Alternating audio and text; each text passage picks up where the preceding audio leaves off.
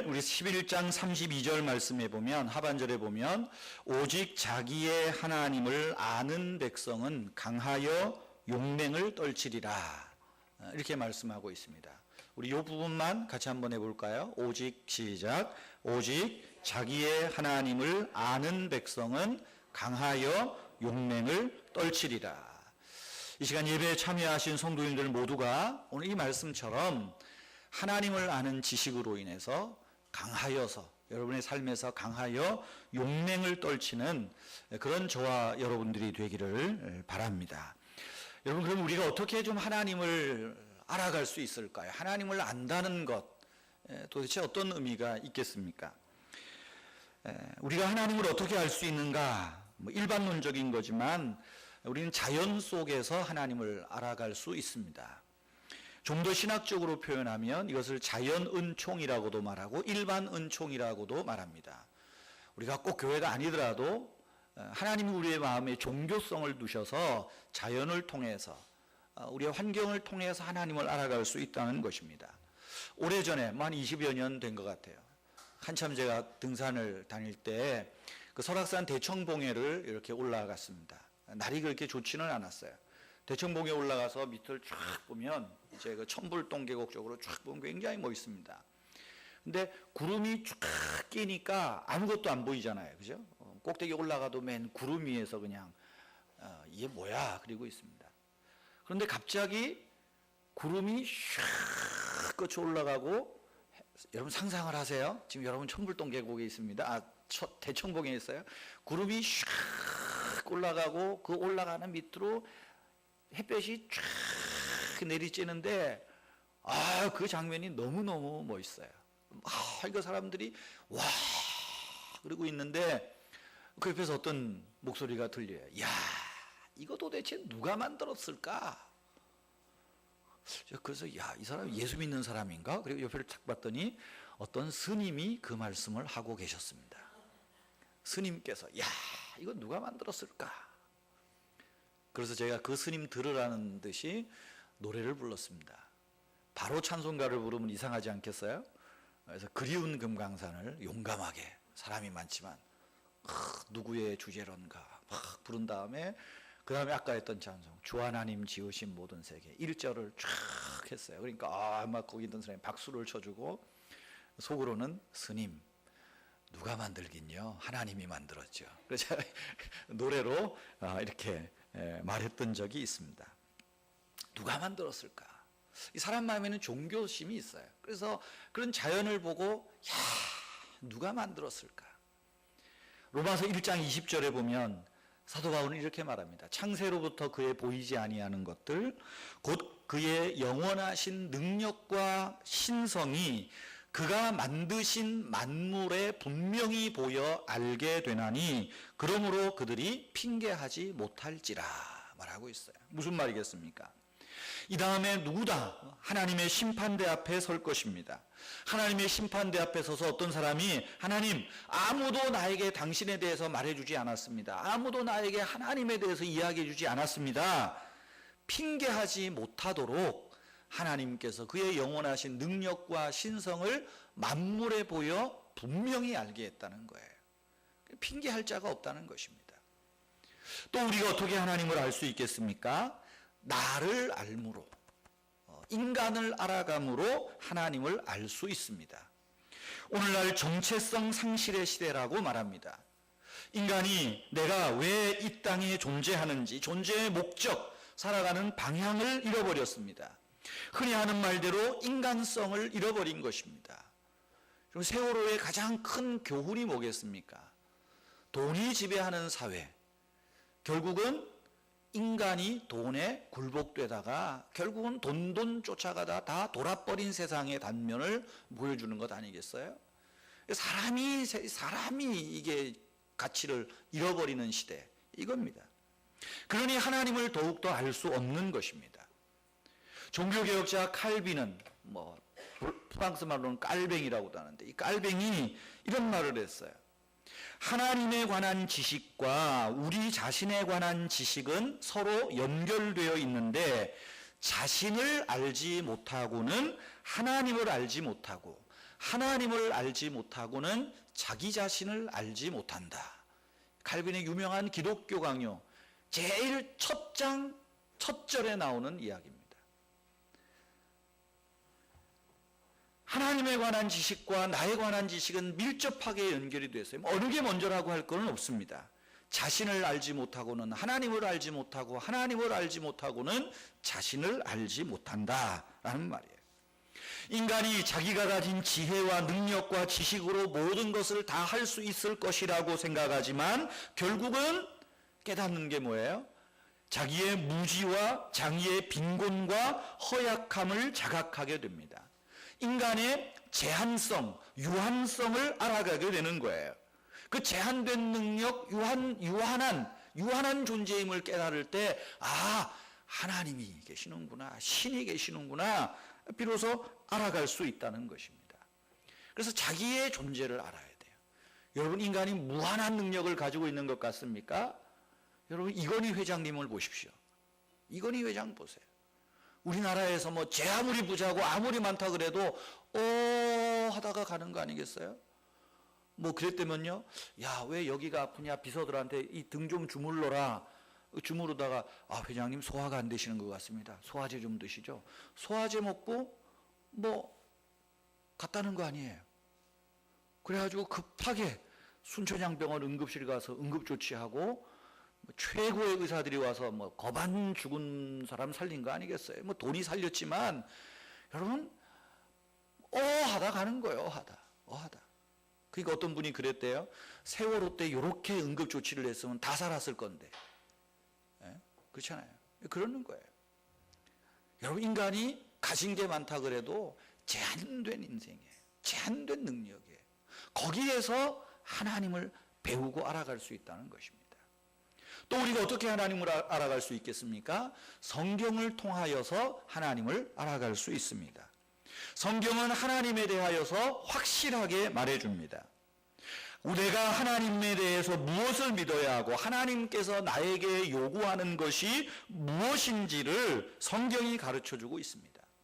성경은 우리 인생이 어디에서 왔고 왜 여기에 있고 우리의 삶에서 다반사로 일어나는 인간 문제의 본질이 무엇인지를 성경을 통해서 하나님은 지금도 말씀하고 있습니다.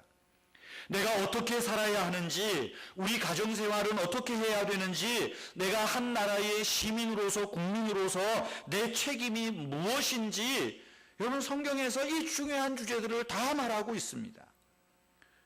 성경은 하나님에게서 나온 것이기 때문에 참된 말씀입니다. 성경은 진리에 대하여 말하는 것이 아니라 성경 그 자체가 진리예요.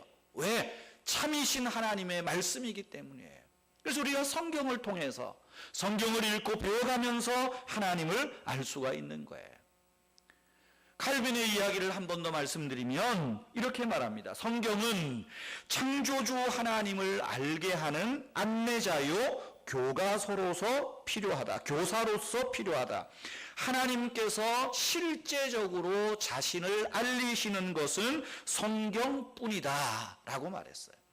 우리가 자연을 통해서 하나님을 알지만 그거는 지극히 제한된 거예요. 그러나 성경은 하나님을, 창조주 하나님을 알게 하는 교과서예요. 교사예요. 뿐만 아니라 참 하나님을 알리신다는 말은 뭘까요? 하나님이 구원자요 참 구주가 되심을 하나님께서 성경을 통해서 말씀하는 것입니다. 사람이 자연을 통하여서 신의 존재를 인식하고 성경을 통하여서는 구속주이신 사랑의 하나님, 의의 하나님을 알게 된다는 것입니다. 여러분, 그렇기 때문에 우리는 성경을 읽어야 됩니다. 성경을 배워야 됩니다. 성경을 통하여 나에게 대한 것뿐 아니라 하나님에 대한 혼란한 지식들을 바로잡아가고 그래서 참 하나님을 알아갈 수 있기 때문입니다. 여러분, 또한 우리가 하나님을 어떻게 알 수 있겠습니까? 역사를 통해서 하나님을 알아갈 수 있습니다. 역사를 통해서. 성경은 단순히 기독교라는 종교만의 경전이 아닙니다. 성경은 보편적인 윤리와 보편적인 도덕 이야기를 담고 있는 책도 아닙니다. 성경은 인류 역사의 이야기입니다. 특별히 하나님께서 행하신 일, 하나님께서 행하신 일의 서술이 성경이고 또 이 세상의 역사입니다. 우리 역사라는 말을 영어로 말하면 그 히스토리라 그래요. 그러니까 어떤 역사학자가 그런 말을 했어요. 히스토리, 역사란 무엇인가? his 플러스 스토리. 역사는 그분의 이야기다. 역사는 하나님의 이야기라는 거예요. 우주 만물을 창조하시고 나라의 흥망성쇠를 주관하시는 그분의 이야기가 역사다라고 이야기를 하였습니다. 다시 말해서 역사란 하나님의 스토리예요. 세상 역사가 제멋대로 돌아가는 것 같이 보여도 하나님이 인생뿐만이 아니라 인류의 시간과 사건의 고삐를 쥐고 계시는 그런 하나님이라는 거예요. 그래서 우리는 역사를 통하여서도 하나님을 배우게 된다는 것입니다. 성경 다니엘은 주전 6세기경에 쓰여진 성경입니다. 특별히 6세기라고 지금부터 2600년 전이에요. 그죠? 지금부터.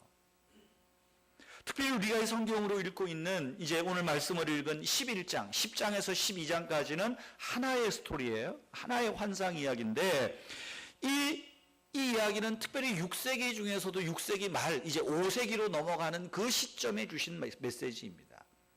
할아버지 다니엘에게 하나님이 주신 환상이에요. 이 환상은 환상으로 그치지 않고 예언의 내용입니다. 지난주에 말씀드린 대로 10장은 영적 전쟁에 관한 이야기입니다. 하늘의 천사들이 하나님의 천사장 미가엘과 악한 영이 싸우는 거죠. 그 영적인 전쟁을 이야기를 해요. 그리고 11장은 땅에서 일어나는 전쟁의 환상을 보여주고 예언하고 있는 거예요. 그런데 이 11장은 다니엘이 들어도 잘 모릅니다. 다니엘이 예언을 보고 환상을 보고 받아 적긴 적었는데 뭔 말인지 몰라요. 왜냐하면 다니엘이 죽기 전에 이 일을 보지 못했기 때문에 그렇습니다. 근데 본대로 기록하고 있는 거예요.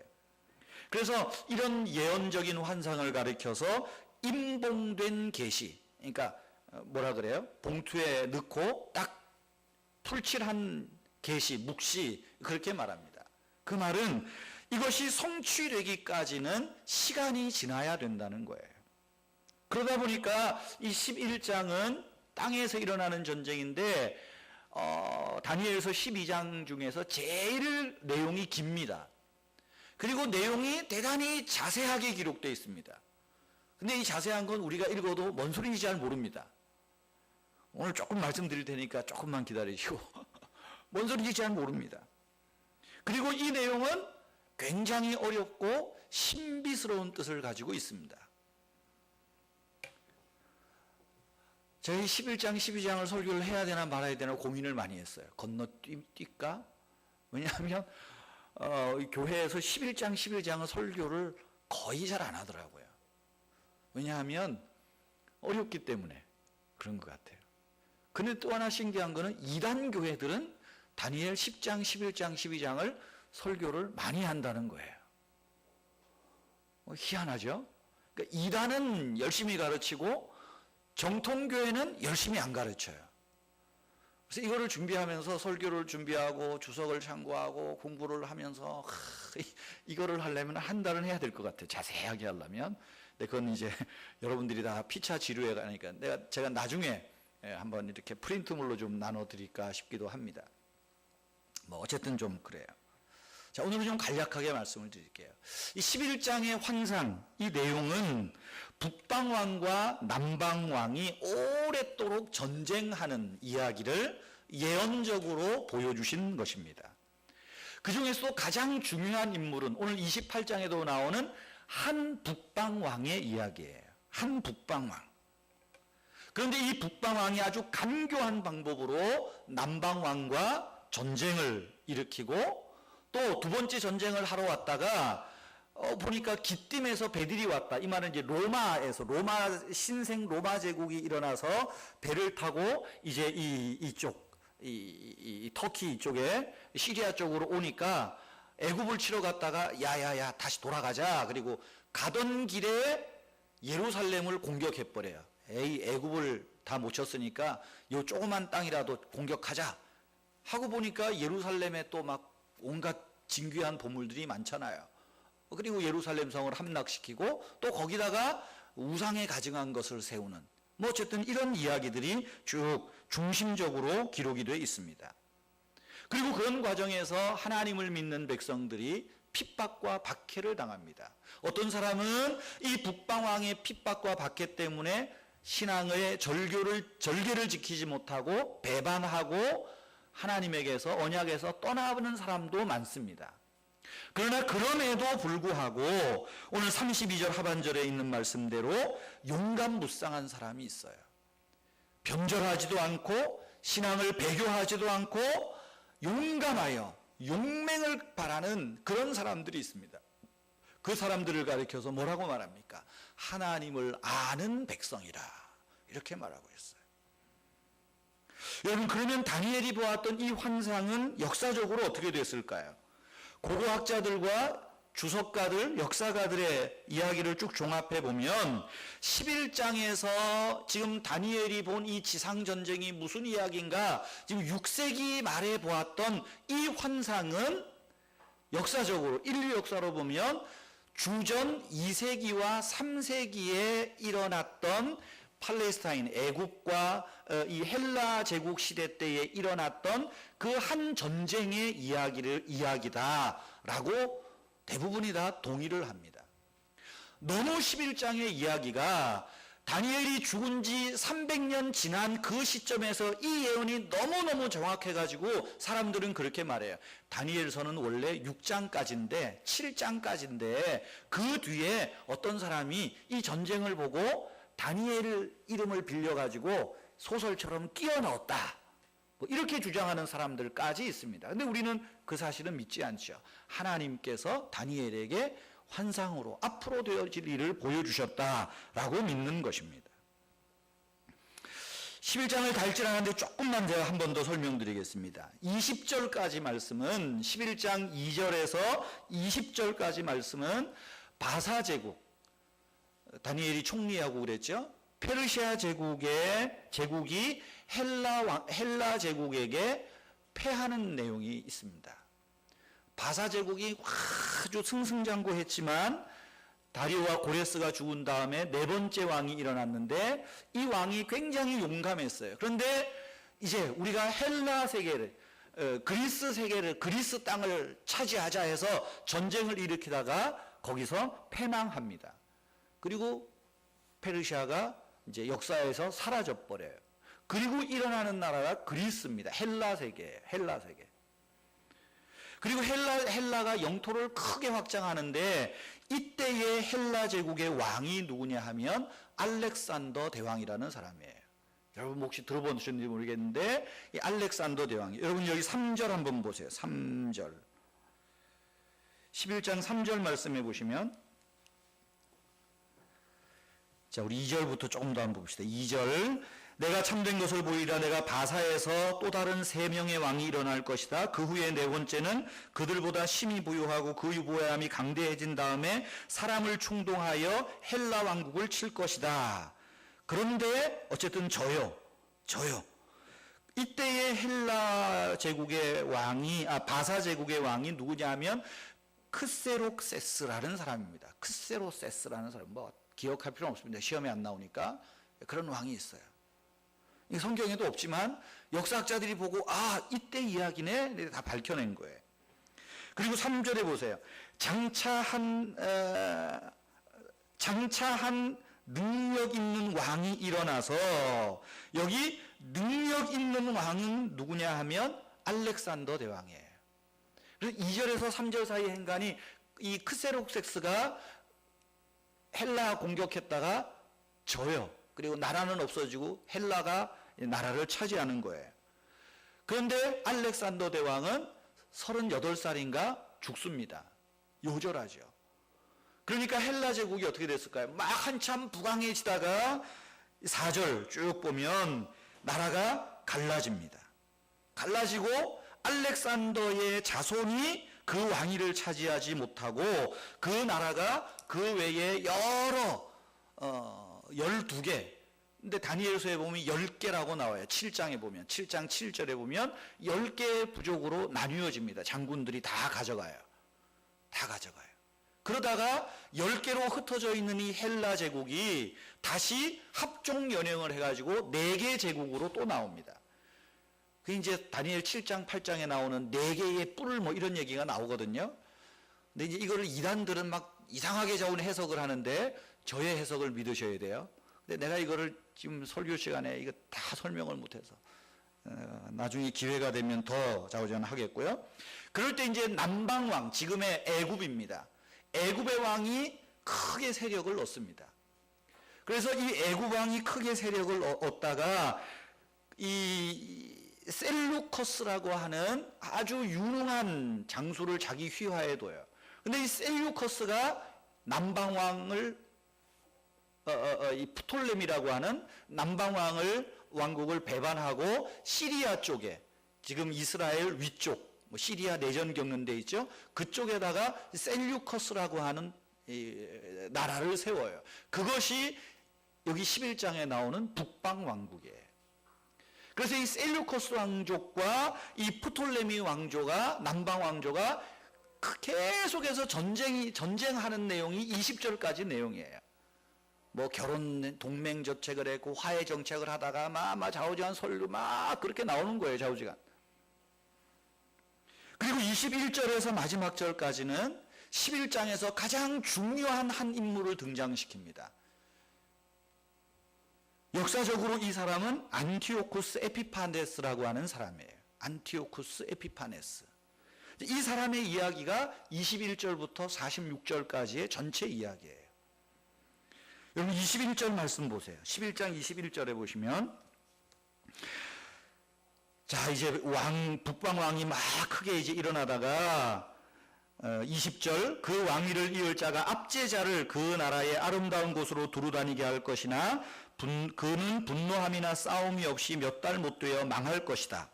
21절, 또 그의 왕위를 이을 자는 한 비천한 사람이라 나라의 영광을 그에게 주지 아니할 것이나 그가 비천한 사람이 평안한 때를 타서 속임수로 그 나라를 얻을 것이다.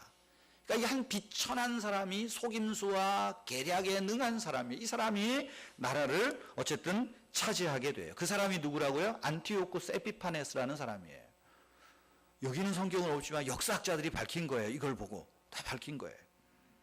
그래서 뒤에 쭉 보면 이제 이 사람이 속임수로 나라를 빼앗지만 전쟁을 일으켜서 정복 전쟁을 한 다음에는 26절, 24절 같은 데 보면 많은 재물로 백성들에게 막 나눠주고 막 그래서 사람의 마음을 막 즐겁게 하고 그래서 자기 편을 많이 만들어요. 아주 부강합니다.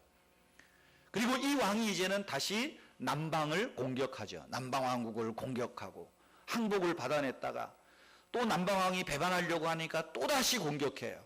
그것이 이제 28절부터 아까 읽었던 내용이에요. 그런데 로마가 자기네 나라를 치러 온다 그러니까 에이 조금 이따 다시 오자 그리고 돌아가요. 가다가 예루살렘을 공격하고 막 이제 이렇게 하는 이야기예요. 근데 지금 다니엘이 이 환상을 보았던 때는 250년, 300년 후의 이야기예요. 그러니까 다니엘이 뭔 소리인지도 모르죠. 우리도 뭔 소리인지 잘 모르는 얘기는 지금부터 2300년 전의 이야기를 하기 때문에 잘 모르는 겁니다. 그러니까 어떻게 하겠어요? 이제 이 성경을 가지고 어떻게 적용을 하겠습니까?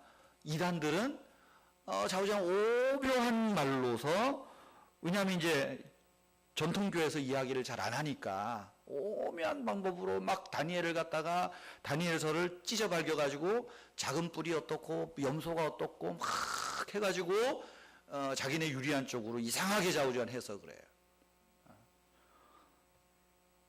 저는 이 말씀을 보면서 어떻게 이걸 오늘 우리에게 적용할까? 이 말씀은 이미 역사적으로는 성취된 내용입니다.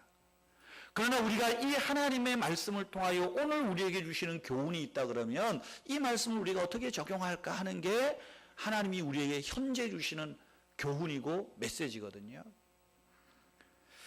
자, 이제 잘 들으셔야 됩니다. 여러분, 이 11장의 말씀은 말세에 사는 성도들에게 작은 뿔, 아주 못되고 아주 교활하고 속임수가 능한 이 작은 뿔이 나타나서 성도들을 괴롭히고 나라를 어지럽힌다 라고 하는 예언을 주는 거예요. 그렇다면 오늘 우리는 어떻습니까? 우리의 시대나 우리의 교회 안에서나 우리의 신앙생활을 하면서 여러분, 우리는 늘 생각하는 게 낙관적으로 생각을 해요. 온 열방이 다 예수를 믿을 것이다. 예수를 믿으면 모든 사람이 형통할 거다라고 생각을 하지만, 하나님께서 이 말씀을 통해 주시는 것은 여러분, 성도들은 계속해서 박해를 당한다는 거예요. 하나님이 마지막 심판하시는 그날까지는 이 작은 뿔이, 아주 악한 작은 뿔이 끊임없이 일어나서 성도를 괴롭히고 나라를 분열시키고 나라를 괴롭히고 교회를 괴롭힌다라고 하는 거예요. 그것이 다니엘서 7장에서도 작은 뿔의 이야기가 있고 8장에서도 작은 뿔의 이야기가 있어요. 그 이야기들을 계속하는 것입니다. 한마디로 말하면 박해자가 일어난다는 거예요. 뭐 그것이 정치적인 이야기일 수도 있어요. 그래서 예전에 저 어릴 때 기억하면 이 김일성이가 이 바로 여기 북방왕이다 해석이 되잖아요. 북쪽의 압제자, 그러니까 북방왕. 그 남방왕은 누구겠어요? 그 이승만이고 박정희고 막 이렇게 또 막 해석을. 그러니까 자기는 그런 건 잘못, 굉장히 위험한 해석이에요. 그죠? 김일성 죽어도 여전히 압제자가 있잖아요. 그러니까 이제 잠깐만 그런 식으로 너무 정치적인 상황으로 몰아가는 경우가 있습니다.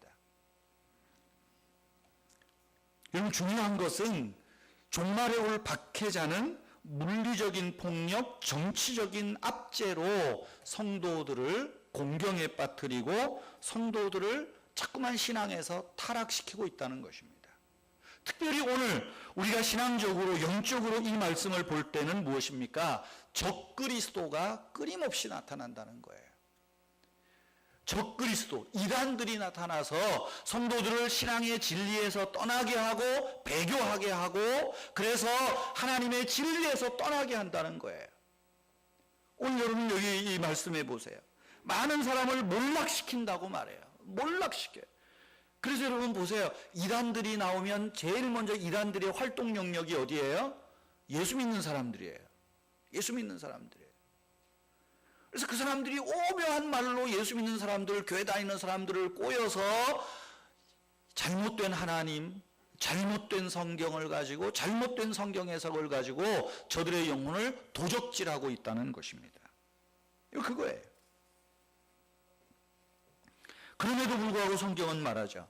하나님을 아는 백성들이 강하여 용맹을 떨치는 자들이 있다는 것입니다.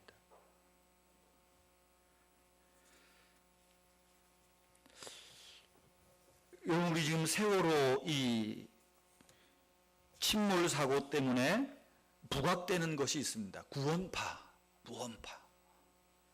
구원파 그러면 대파 쪽파 이름이 아니고 그냥 구원파 그러니까 또 모르는 사람들은 저것도 교회네, 기독교네 이야기를 합니다.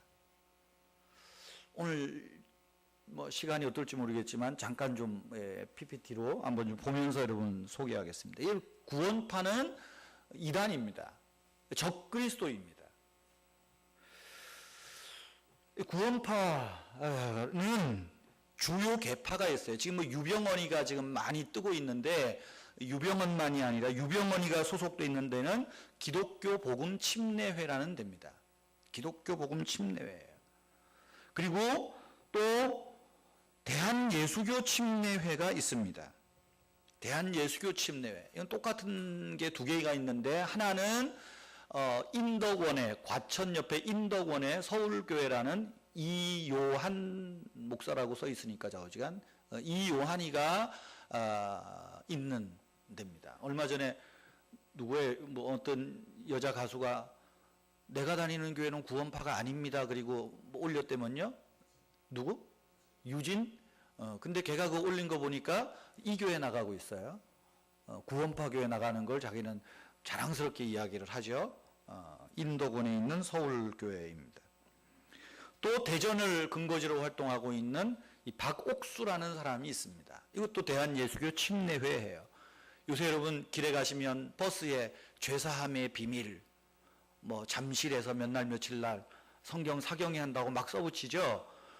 예전에는 죄사함 거듭남의 비밀 타이틀을 그렇게 했는데 요번에 보니까 죄사함을 알므로 여러분은 행복해질 수 있습니다. 이제 행복이라는 단어를 새로이 첨가해서 막 대대적으로 지금 광고하고 있습니다. 5월 다음 주에 하는지 6월 달에 하는지 여러분 막 이제 전철 타러 가시면 오늘 전도지를 줄 겁니다. 받지 마시고 저게 구원파구나 생각을 하시면 돼요. 근데 왜 구원파가 이단인가?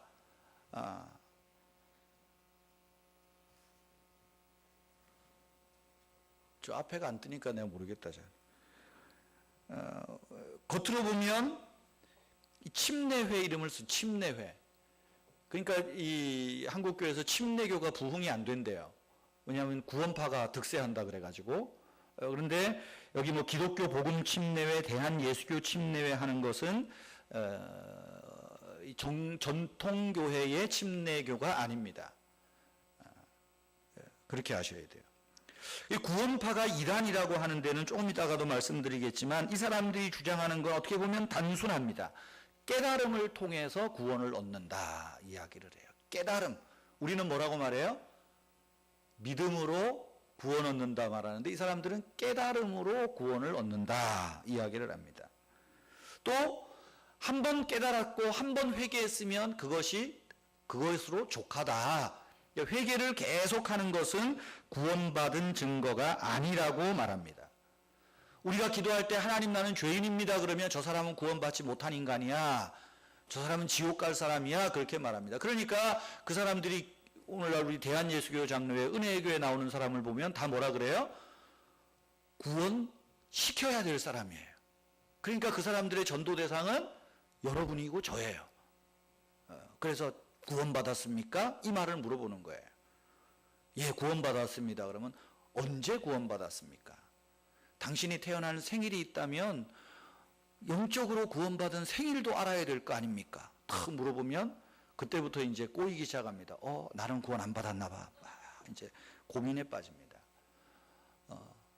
근데 성경 어디를 봐도 예수님도 그랬어요. 구원받은 날과 때는 아무도 몰라요.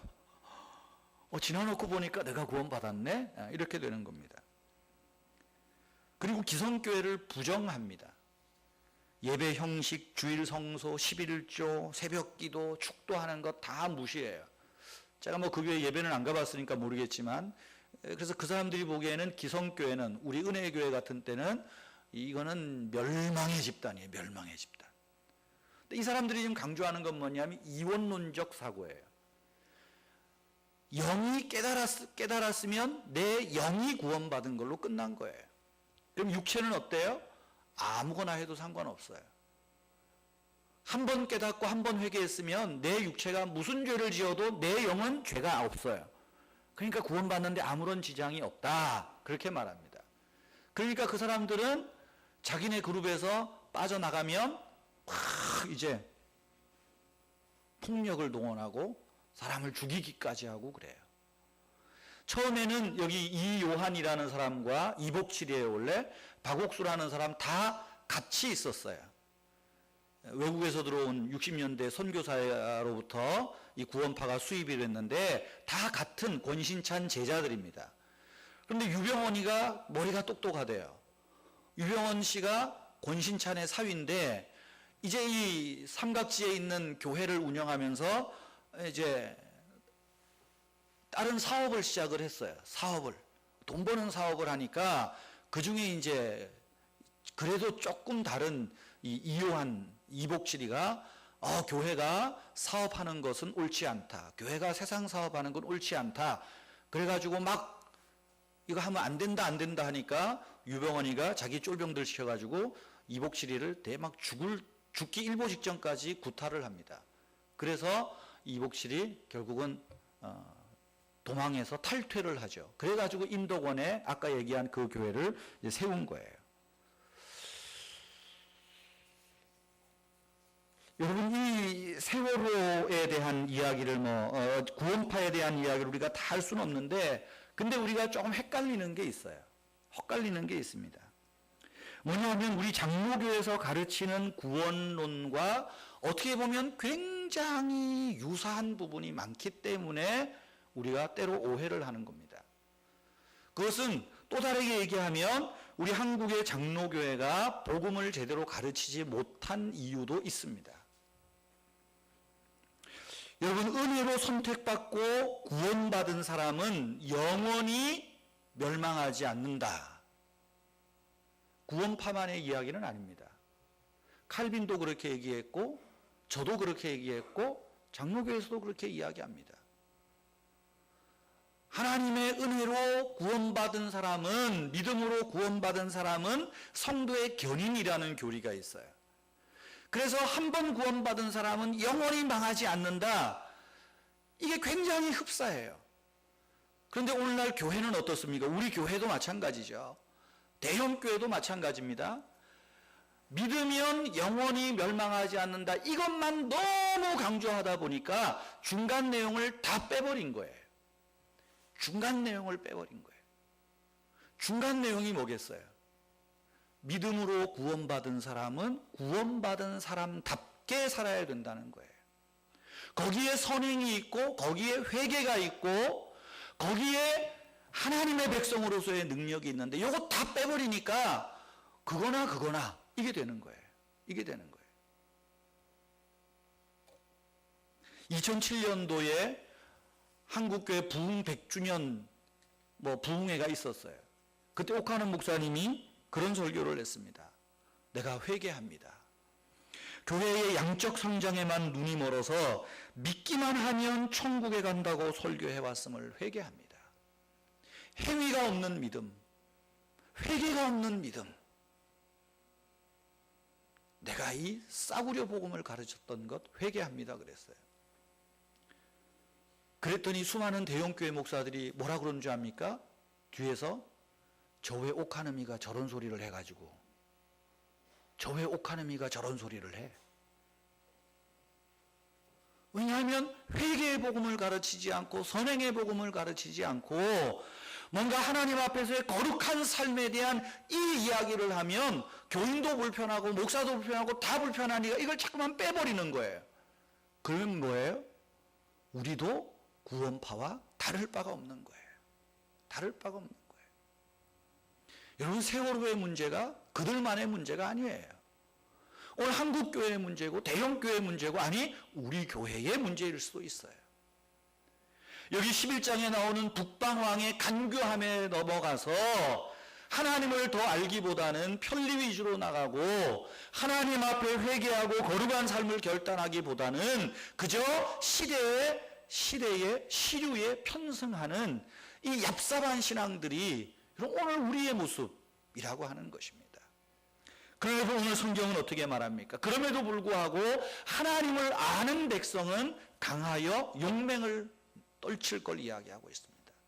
여러분, 이 마지막 시대에 적그리스도가 나타나고 복음의 진리가 훼손되는 이때에 여러분, 우리 모두는 하나님을 아는 백성들이 되어야 됩니다. 오늘 성경은 하나님을 아는 백성의 특징을 어떻게 말합니까? 첫째는 강하다고 이야기하고 있어요. 강해요. 우리의 강함이 내 능력에 있지 않고 하나님에게서 오는 것을 믿기 때문에 하나님을 아는 백성은 강하다고 말하고 있어요. 두 번째로 하나님을 아는 백성은 지혜롭습니다. 33절, 34절에서 지혜로운 사람은 많은 사람을 가르칠 거라 그랬어요. 하나님을 똑바로 아는 사람이 사람을 가르칠 수 있어요. 하나님을 바로 아는 사람이 하나님을 경외할 수 있어요. 하나님을 온전히 예배할 수 있다는 것입니다. 세 번째로 하나님을 아는 백성은 박해를 두려워하지 않습니다. 38절에 큰 박해를 당해요. 우리는 아마 박해 오면 다 예수 안 믿겠다고 도망갈지 모르겠습니다. 그럼에도 불구하고 하나님이 역사의 주관자요, 이 박해와 고난이 정한 기한이 있음을 우리는 인식해야 됩니다. 그럴 때 우리는 우리의 믿음의 삶에서 하나님을 아는 백성답게 강하고 용맹스러운 신앙의 믿음의 정절을 지킬 수가 있는 것입니다. 여러분, 이 시대는 우리에게 하나님을 아는 것보다는 좀 세상의 방법 알기를 더 가르치는지 모르겠습니다. 그러나 오늘 성경은 말합니다. 환난의 때에, 적그리스도 때에, 우리의 생각을 혼미하게 하는 이 때에, 독재자가 나타나고 적그리스도가 나타나는 이 때에 우리가 가장 염두에 둬야 되는 것, 하나님을 알아가는 백성이 되어야 된다는 거예요. 여기에 강함이 있고, 여기에 용맹스러움이 있고, 여기에 지혜로움이 있기 때문입니다. 저와 여러분이 우리 은혜의 교회가 정말 이 하나님을 알아가는 이 일에 전력하는 우리 모두가 되기를 바랍니다.